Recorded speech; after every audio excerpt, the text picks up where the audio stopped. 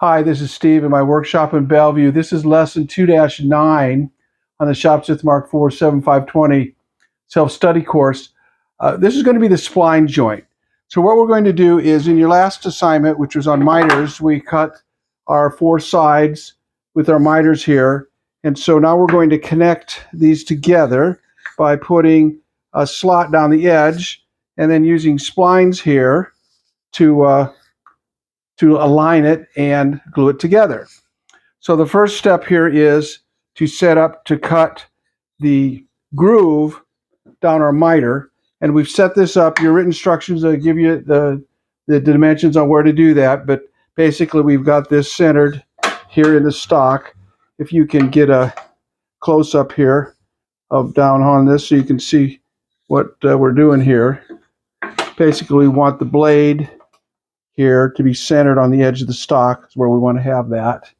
So on my particular setup, my fence is 5/16 from this edge of the blade here. So now if you don't have the zero clearance insert, you want to make sure that, and I'll be right back here with the regular insert, but on the regular saw insert, which is like this, where you have this much space in here, you want to make sure that when you set it up, that your stock, when you're feeding it, is going to have support here on both edges of the stock. You don't want to have to be over here. You don't want it to be over here. You want to make sure that that is centered right on there so you've got adequate support if you don't have that zero clearance insert. And of course, I have the non-through-cut riving knife in there. Please use that if you have it, because we can't have the upper saw guard in place doing this particular operation. So, and our depth here, I've set that at 3/8 on my height of my blade. So I'm ready to cut these. And the technique for cutting these, as shown in the written instructions, is we're going to make sure you have the same side against the fence. So the X is going to be the downside. The top where it says R and L, that's typically your face of it. All right. So typically, when you're doing stock for miters, you don't always have flat stock like this. Sometimes you will have molded edges on here. And so the R and L, that represents the top face where all the molding would be. This backside where the X is where the where your flat surface would be. And so it just depends on what kind of stock you're using. Actually, I misspoke there.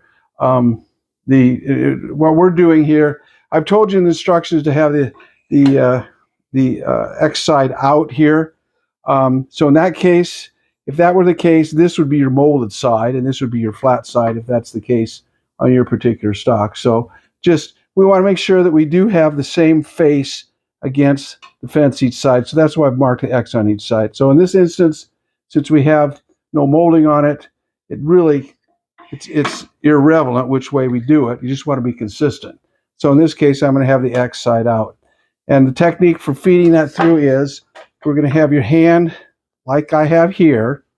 So this kind of forms a fulcrum so that when we feed it through, we want that to be on flat on the table. You want to kind of rest your hand on top of the fence here so you've got support here. You don't want to be doing it up like this, okay? Actually have your hand down here on the fence when you feed it through this way. And then we use the other piece to hold it against the fence when we feed it through there. Now when you do the feed from the other end, which is like this, okay, now the fulcrum is this way, okay, and same thing. I'm resting my arm on the fence itself when I feed it through so that I've got good support here when I feed it through that way. So we're going to go ahead and feed all these through, and I will do all of the pieces that are going to go through like this direction first, and then I'll do all the ones we're going to do this way. So let me get my pieces and set up here all together. So at each time, okay, so I'm stacked up, X's are up, so I'm going to grab a piece and we'll put it on like that, and then we'll take a piece here to use for support. All right, so I've already done my 7-step safety check. I'm already set up for sawing, so all I have to do is push my button to start the power. turn on my dust collection. And of course, I need to switch over to my safety glasses and put on my hearing protection, which I'm going to do that right now.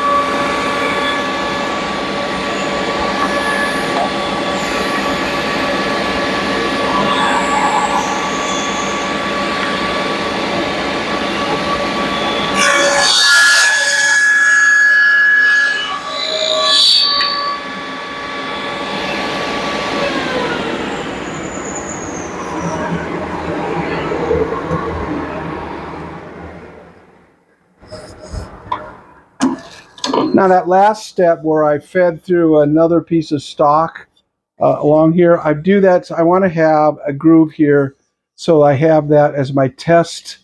So when I go to fit my splines, because in the next segment we'll be setting up to cut these splines, and we want to have the splines to be the exact right thickness and the right length here, so that they span between the two and fit perfectly in there. So that's what this cut is for. So when we go to do the splines, we'll be testing it in here to get the perfect fit for cutting the splines. And so that'll come up here in our next segment.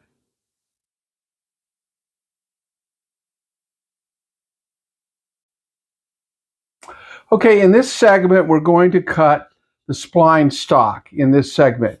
And of course, we've done all of our grooves here, and I've already done my test cuts and got down my final piece here. This fits just, I can hear it going in. I can hear it hitting the sides when I go in. So that's how you want to be able to get it in and out easily, but not too easily, okay? And it should still slide down through there. So that's how when you know it, you know that you have set the correct distance between the fence and the blade. And of course, you have already made the L fence, which is in the written instruction, which that's what this is here, which is attached to the fence.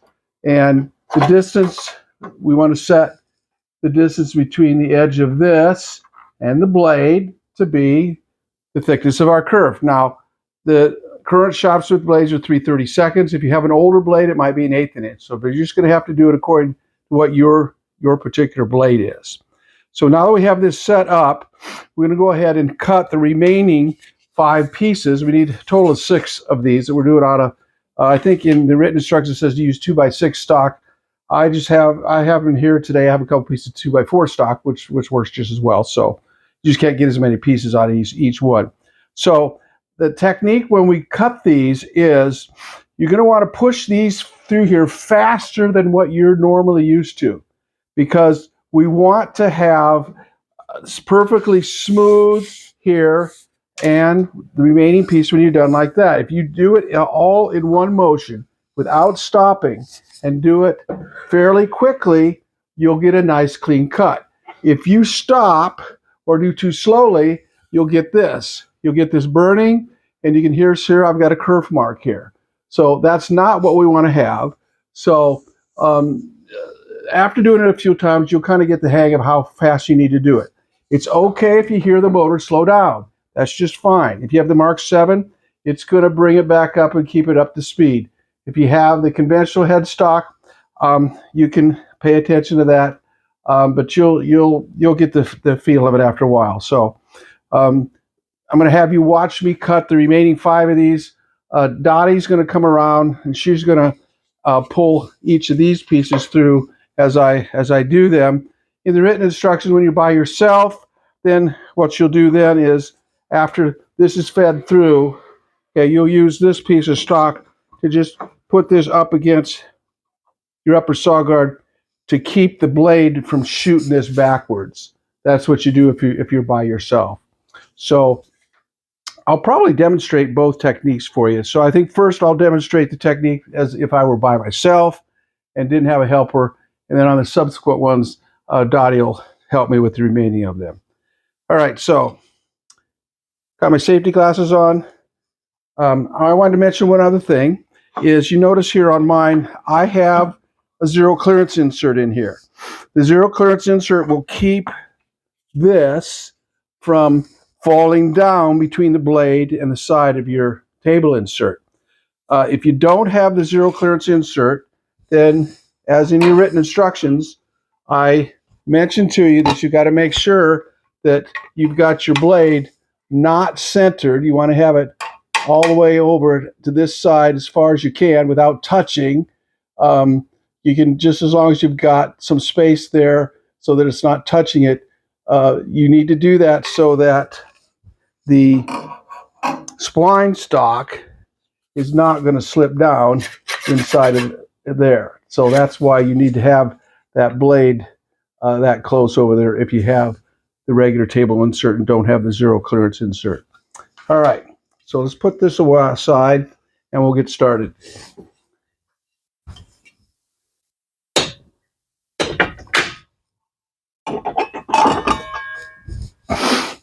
And I'm using just the regular combination blade that comes with your machine, 50-tooth blade.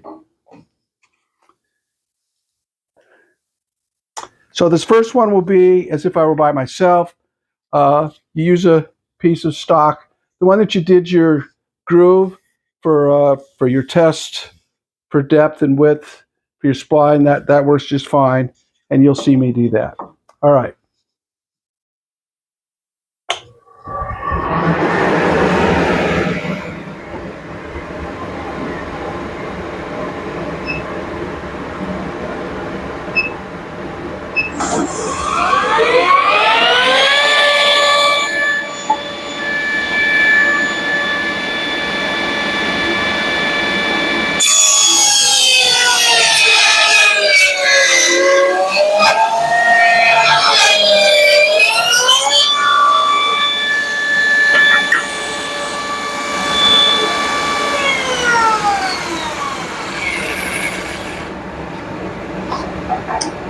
So that's the first one. I've got a clean edge here, and so now I would just pull this out if I were by myself.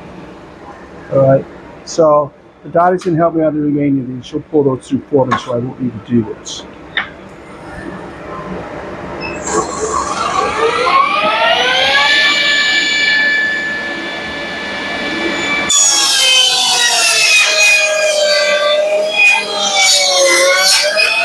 Just like that.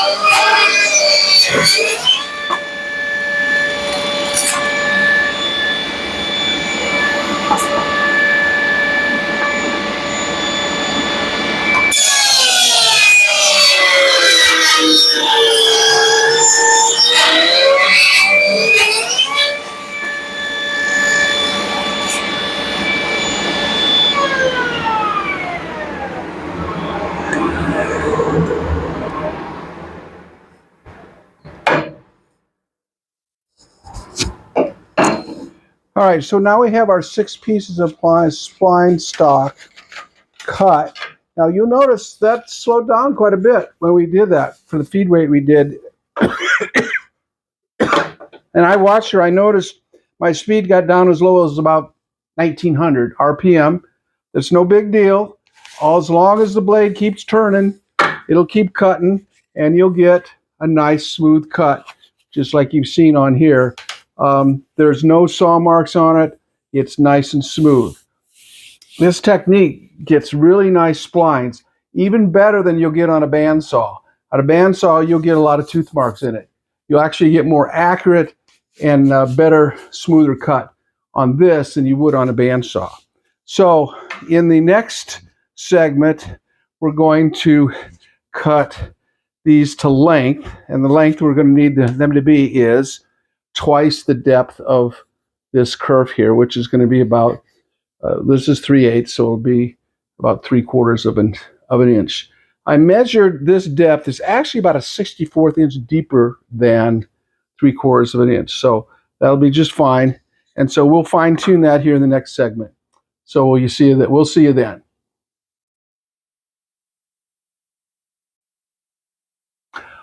All right, so now we are going to cut these splines to length. So I've already cut some already here, and these are been set to the exact right length. We want, when they're done, we want these splines to go. So I've got the X side here, and I want the spline to go in here, sticking out through the end, see, like that. And then here's X on this side, and put these together here. And so I'm going to come up a little closer. You can move the camera closer if you want. So you can see here, that's what we want when we're done. So when we get it like this, we know we've got the exact length set for our splines. And the way I set that was, excuse me, you've seen I've taken off the L fence, and we put a piece of stock here between the fence and the blade, and I measured between, I put this piece, in fact I'll just show you, take this off of here, put that there, and then we measure between here and the blade. I want that to be 3/4 of an inch, so that's what I did. So I set that for that, and I cut off these and then tested them to see if they're the right length. So if they're too long, then these won't close up all together, and if they're too short, then you'll have too much space in there between the spline and the wood. So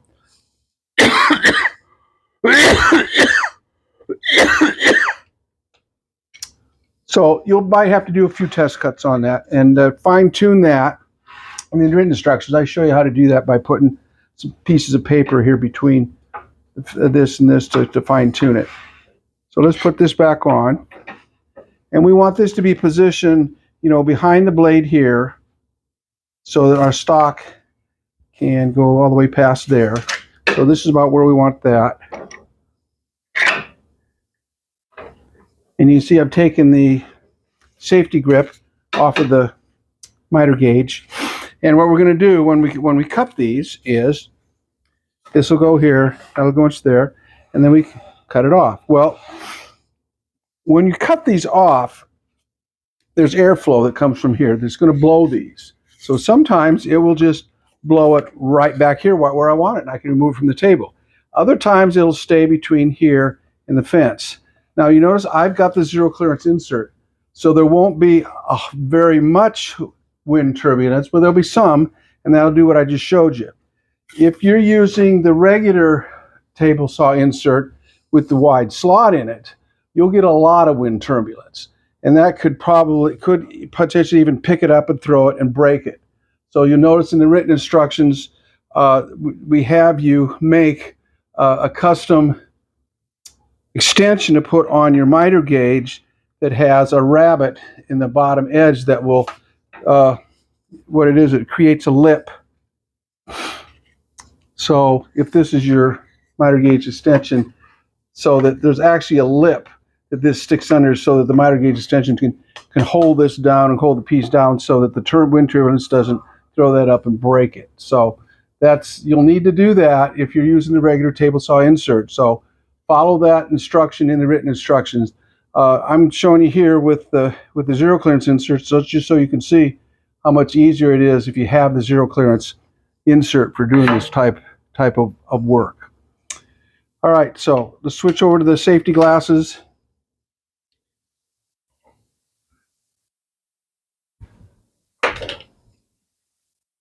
And we want to cut enough of these so I have enough for this frame here. So I need 3 pieces for each corner. So I need 12 for this one.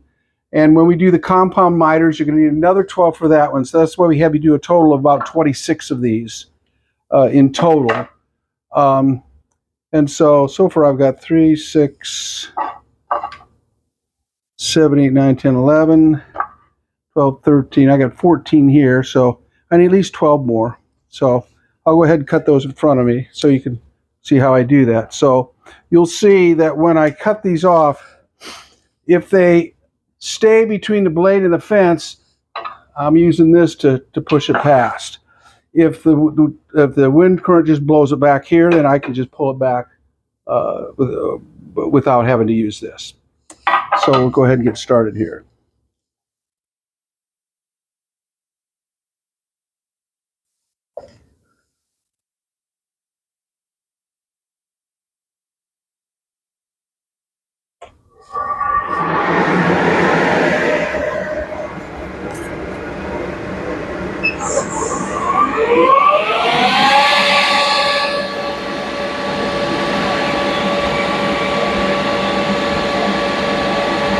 And you notice that I push this slowly.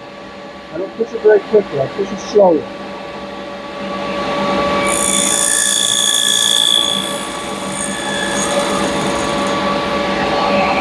You see now that between the fence and the blade, you use this and I'll just push it back there.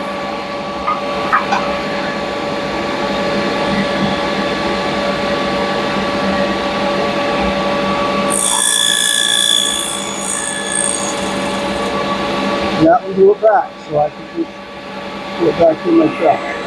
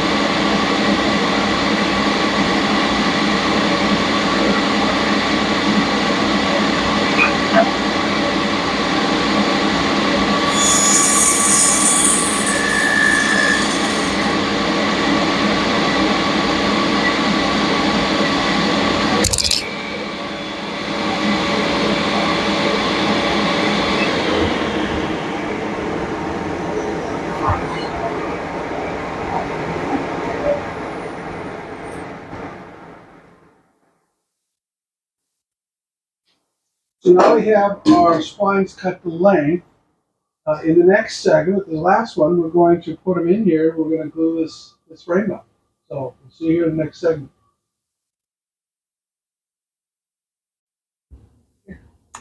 All right, so in this last segment, we're going to put the frame together with the splines.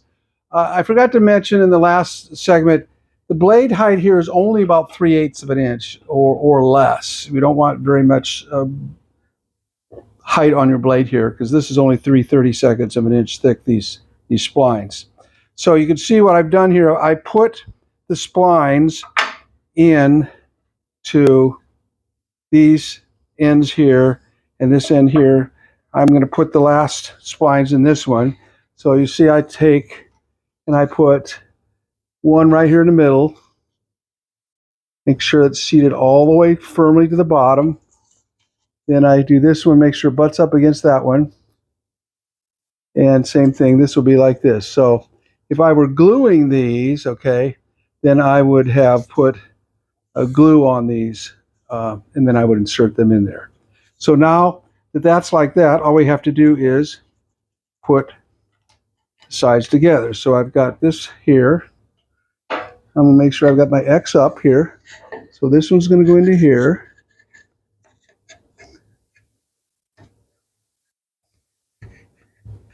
So there's that right there. And now we will come over here and we will fit this one into here.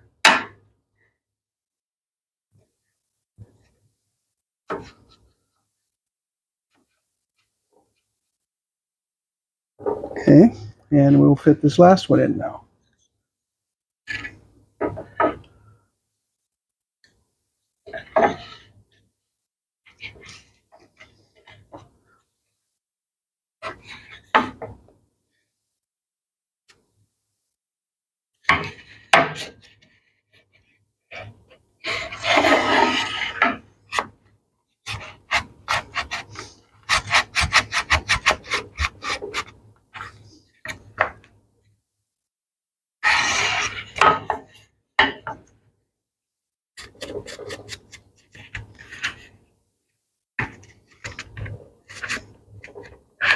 Let's see what's keeping that from closing up here.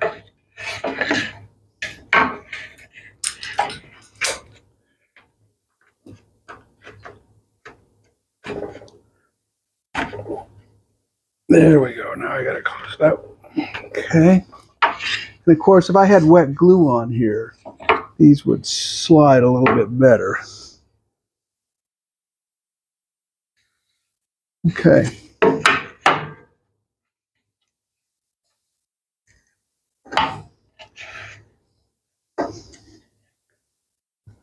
Trying to pull my joints in tight here.